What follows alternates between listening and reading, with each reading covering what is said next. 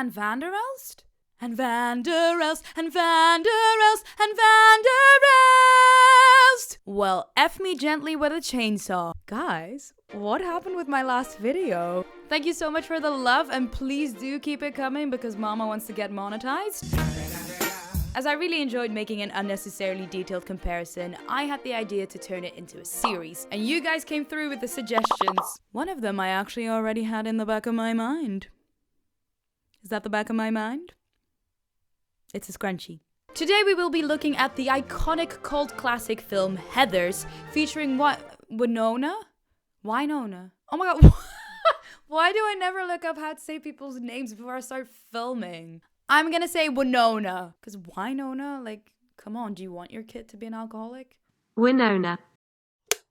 Today we will be looking at the iconic cult classic film Heathers starring Winona Ryder, that's the mom in Stranger Things for you youngsters, and Baby Prue from Charmed for the not so youngsters. And we will compare it to its musical adaptation. Just FYI, I'm using the West End 2022 recording as a reference. I'm excluding the series from this competition because honestly, I don't have time. Let me know if it's any good. We will be discussing every difference, and I mean every, and then decide for each change which version makes the stronger choice. At the end of the video, we add all the points together and find out once and for all which one is the best version. In my opinion, obviously, it is my YouTube channel. Racers, start your engines, and may the best pillowcase win! The 1989 film starts off with a dreamy scene where we see the three Heathers in a beautiful garden playing their trademark game, croquet. Croquet. Okay, croquet. We get a lovely little detailed shot of them squashing the flowers to let the audience know straight away that these are not your average kind of girls. Although that kind of becomes abundantly clear when it turns out they're using Veronica's head as a prop for their game. The 80s was a rather eccentric time for filmmaking, let's say. Veronica turns to the camera and says her iconic, "Dear Diary." And this is where the musical starts. Now, do I think we needed this little prologue from the film? Absolutely no.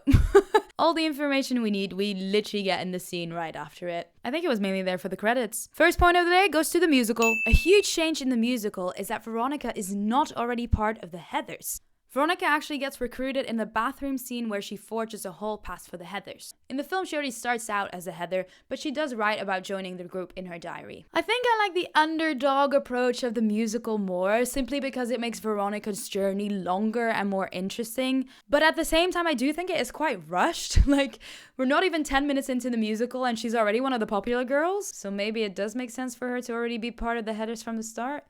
I don't know. Point pending. Another very significant change is that Veronica is actually friends with Martha in the musical. In the film, Martha, the bigger girl who gets the fake love letter, is just a random character that Veronica has nothing against, or nothing for, as Heather Chandler likes to remind her. Although, spoiler alert, they do become friends at the end of the film. Can you imagine watching this video and then being angry about spoilers? Honestly, on the internet, anything could happen. I wouldn't put it past one of y'all. The best friend character from before her Heather days is called Betty Finn in the film. The musical theater writers very cleverly decided to merge these two characters together, which gives the forging of the love letter a whole new level of stakes. Bloody brilliant in my opinion. Although I do have a bone to pick with that choice. Although they took an already fun scene from the film, which mainly served to showcase the power dynamics between the girls, and then elevated it to also include a huge step in Veronica's character development by becoming full biatch, I find it not so believable that Veronica would just ditch her best friend for the Heathers. Sure, the Heathers threaten her during Candy Store, which by the way, banger. But I don't know if that's enough for her to make the full 180. I think this moment would have been way better if Veronica actually wanted to be popular. Now she literally just wanted to sit with the Heathers so people would leave her alone. Yeah. I think that could kill two birds with one stone, you know. If we just take a bit more time in the beginning to really establish a specific want for Veronica, the one to be popular, her then joining the Heathers would feel like a bigger win, and it would make it more believable that she would ditch Martha for them. Yeah, that's it. So points for me. No, okay, I'll give the point to the musical for making the story more concise. In the film, Heather Chandler and Veronica go around the lunch tables to do a poll, which then later becomes Veronica's opener to JD. And although I do think the scene carried on for a bit too long, I thought it was quite funny, and it very clearly served as a template for later teen movies, such as Mean Girls. Watch my video, please. So point for the film for being a trendsetter. In the film, Heather McNamara tells Veronica JD's name, whereas in the musical, there's this whole song about Mr. No Name or whatever the fuck the song is. I personally am not a big fan of this song. I think it's quite boring. But I think they put it in to make JD more mysterious. To be fair, I do prefer that over the creepy stares he gives Veronica in the film. Can someone please give that boy some glasses? So, yeah, point for the musical. In the musical, Ram and Kurt start fighting with JD after Veronica shows interest in him. In the film, they take a more hands-on approach and have JD shoot them when they try to intimidate him. Pretty badass way to establish a character, if you ask me. Point for the film. When the Heathers play a game of croquet at Veronica's house, the film uses this moment to zoom in on the friction between Heather Duke and Heather Chandler. The musical changes that to friction between Heather Chandler and Veronica's mom for some reason. That dialogue is so icky. Can you imagine your friend saying, "Do I look like the maid?" to your mom? Gross. Point for the film. The Snappy Snap Shack turns into a 7-Eleven in the musical. Apparently it was meant to be a 7-Eleven in the film as well, but the company decided against it last minute. Bet they regretted that when the film turned out to be this huge success. They got a second chance with the musical. Now I can't really give a point to the musical for this, it's not the film's fault that 7-Eleven didn't believe in it. In the film, Heather Chandler and Veronica attend a Remington University party. In the musical, this party takes place at Kurt's house. Or Ram's. I can never tell the two apart. Now, a lot of different things happen at these parties. In the film, the girls get harassed by some students and end up having a big argument because Veronica wants to go home. This is the moment they part ways. In the musical, Martha shows up with some cider for Ram/Kurt because she still thinks that letter really came from him.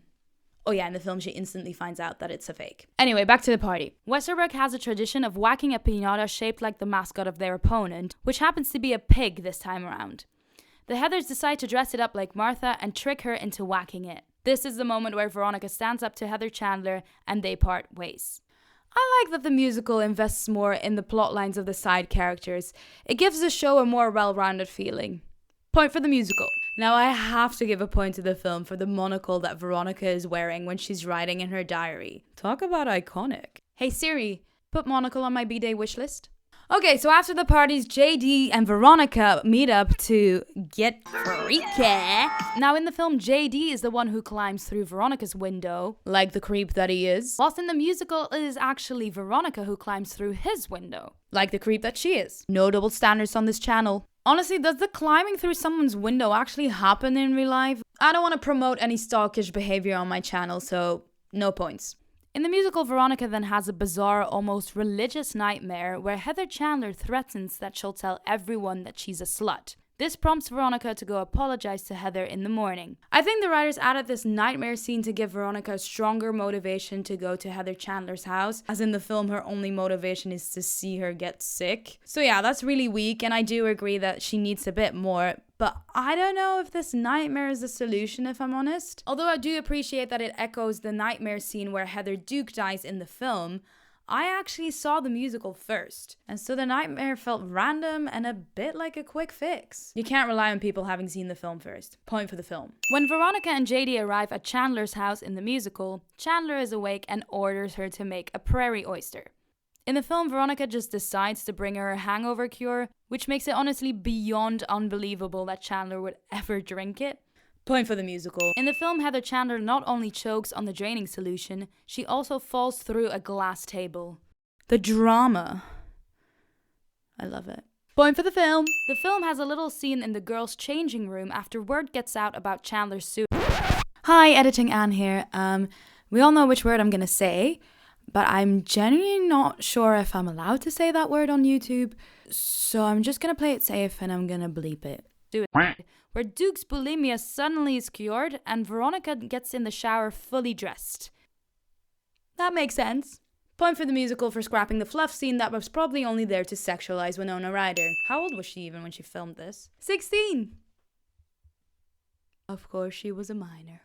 In the musical, Veronica explicitly says that she feels bad about killing Chandler. In the film, she's only annoyed that it somehow made Chandler more popular. Softening Veronica's character like that is a nice touch, I feel, because it shows that at their core, JD and Veronica are completely different. I also like that they visualize Veronica's conscience by her being haunted by their victims. Point for the musical. In the musical, JD doesn't want Veronica to meet his dad. He quickly tries to go for ice cream, whereas in the film, she just meets him. I really like this detail because it shows that JD is actually scared of his father, regardless of the tough guy persona he puts on in the scene afterwards. Say it with me? Point for the musical. The film has a somewhat deja vu scene between Veronica and her parents on the patio eating pâté. I actually really enjoyed this because that makes those two scenes a thing. It's a stylistic choice. The musical only included one of those scenes, which makes it lose its whole purpose. Point for the film. In the film, we get Chandler's funeral. In the musical, it gets cut.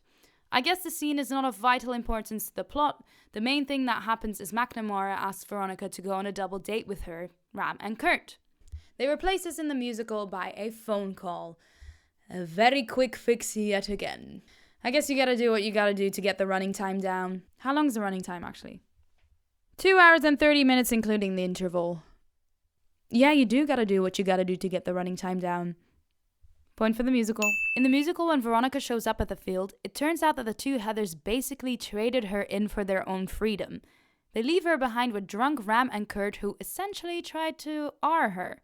And because it's musical theater, they sing a victim-blaming song about it. In all honesty though, I do think this song is the perfect example of the line that the show constantly treads. How dark can we make the humor? How far can we push the satire? So I do think I like the song. But I'm gonna refrain from giving a point because, oh my god, what a dick move from the Heathers. Like, yeesh. I know they're meant to be cold-hearted bitches, but I genuinely don't think even they would do that. Although Veronica kinda does the same to Heather McNamara in the film. She leaves her behind by herself to hang with JD, even though McNamara is clearly pushing Ram/Kurt away. This is all very messed up. Please, girls, just look after each other. In the musical, it is Heather Duke that spreads the gossip about Veronica sleeping with Kurt and Ram. In the film, it is this bitchy girl at school named Courtney. Duke making this power move officially lands her a spot at the top of the food chain. In the movie, Duke's power grab happens later on and is prompted by JD, demonstrating that he's the puppeteer of Westerburg. I think both versions work really well, so I'm gonna give a point to both. So the next bit where Veronica lures the boys to the woods to shoot them with the Lugan booby bullets stays the same.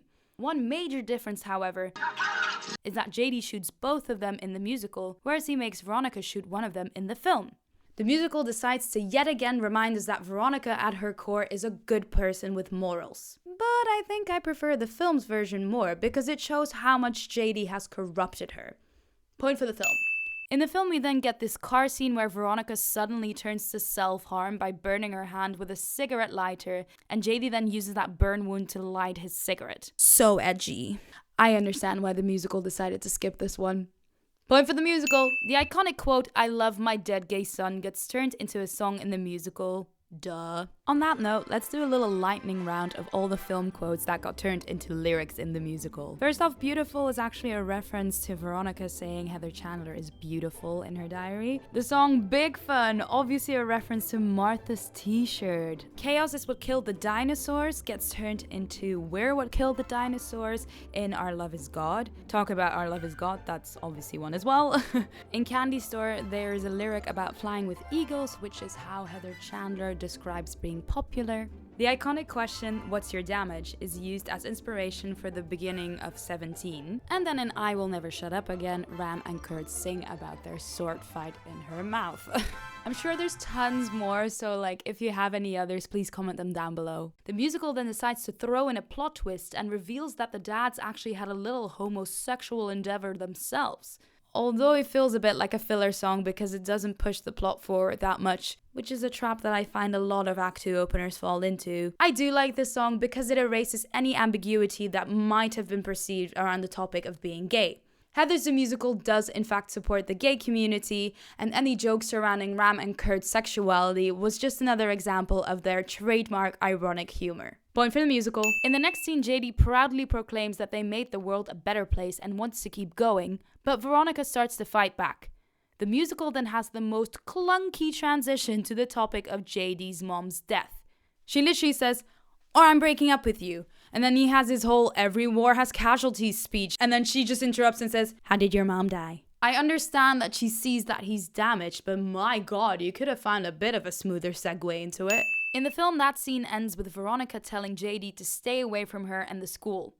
The musical finishes it with the song 17, where Veronica basically gives JD another chance.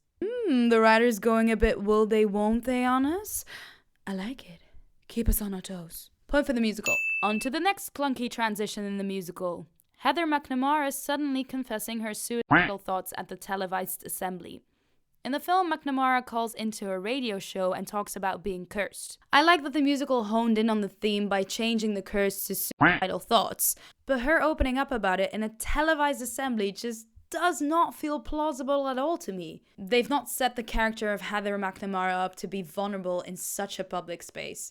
Minus a point for the musical. Thank God they gave us the amazing song Lifeboat to make us forget about it.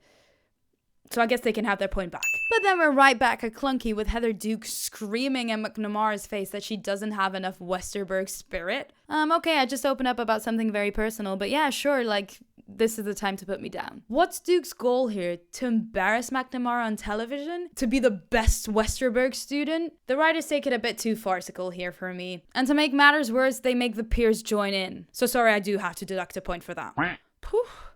What a roller coaster of emotions. Then in the musical, Veronica owns up to killing Chandler and the boys, which gets laughed away by Heather Duke. It makes sense for the musical to add this moment because they've decided to make Veronica a good person. I like the film's more layered portrayal of Veronica more. Point for the film for no confession. McNamara's suicide attempt is pretty much the same word for word. Come to Martha's suicide attempt. In the film, her suicide gets interspersed with Veronica's parents watching the televised assembly, which worked quite nicely to build up the tension. In the musical, I thought they were going to emulate this effect by going back and forth between the scene where JD blackmails Duke and kindergarten boyfriend. But alas, a missed opportunity. Point for the film. Okay, so in the next scene, JD climbs through Veronica's window again. In the film, he finds Veronica's dead body hanging. In the musical, she's hiding in the closet. Even though JD clearly has a flair for the dramatics, I think it makes way more sense for him to explain this whole petition thing to a conscious Veronica instead of to a dead one. Like, surely he would just find her and be like, oh crap, and then just go get a snack. Point for the musical. Interestingly enough, the musical decides to make love JD's reason to blow up the school.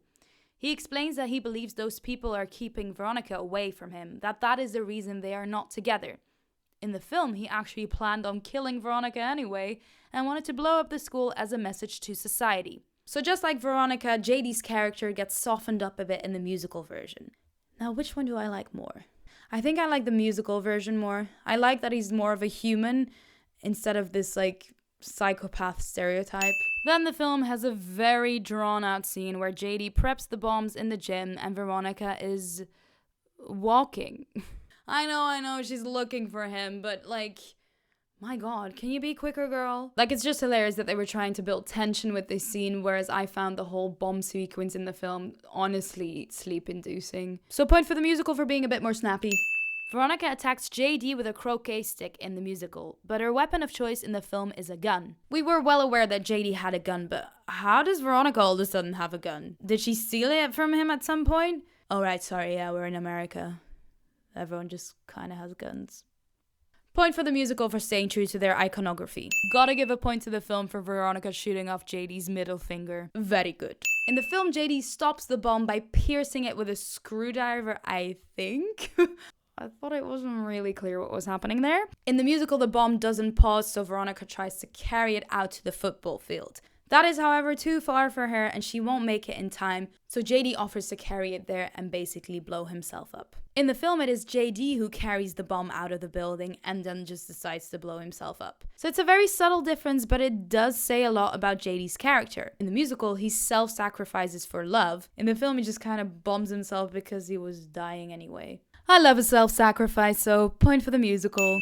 Okay, we've made it. The final difference between Heathers the film and Heathers the musical is that the musical decides to include everyone in the let's be nice to each other movement, giving the story the cheesy happy ending that the musical theater genre is kind of known for. Now, if we add all the points together, we will see that the musical is the winner! Congratulations. May you live happily ever after. It is actually quite a difference in points. I didn't anticipate that. But I guess it makes sense because the musical was written not that long ago, whereas the film was from the 80s, man. Like, obviously the most recent thing will be more aligned with the things that I like to watch. Even though the film is absolutely iconic, it is a product of its time, and so it makes sense that it resonates less with me. But hey, that's just me. Maybe the dinosaurs who were born in the 80s think that the musical is an abomination, and they can then make a whole YouTube video about that. If you like what you see, subscribe. If you don't like what you see, subscribe. If you need to eat food to stay alive, subscribe. And if you support Trump, fuck off.